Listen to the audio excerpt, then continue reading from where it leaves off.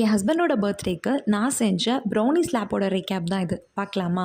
இந்த waiting machine ஆன்லைனில் 147 ருபீஸ்க்கு வாங்கியிருந்தேன். ரொம்பவே யூஸ்ஃபுல்லாக இருக்குது.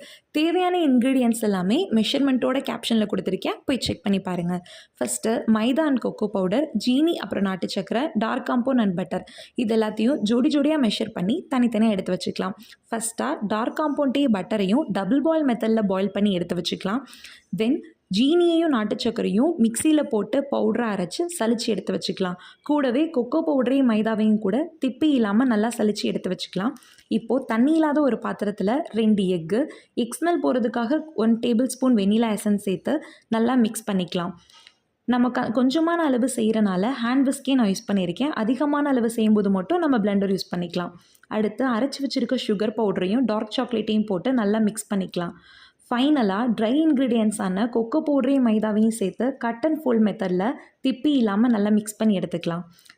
மெல்ட் பண்ண சாக்லேட் சேர்த்தப்போ தோசை மாவு பதத்தில் இருந்த பேட்டர் ட்ரை இன்க்ரீடியன்ட் சேர்த்ததுக்கப்புறம் கொஞ்சம் கொஞ்சமாக இட்லி மாவு பதத்தில் வரும்.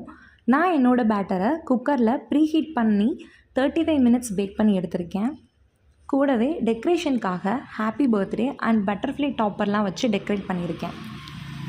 இதுதான் ப்ரௌனி ஸ்லாப்போட ஃபைனல் அவுட்புட்.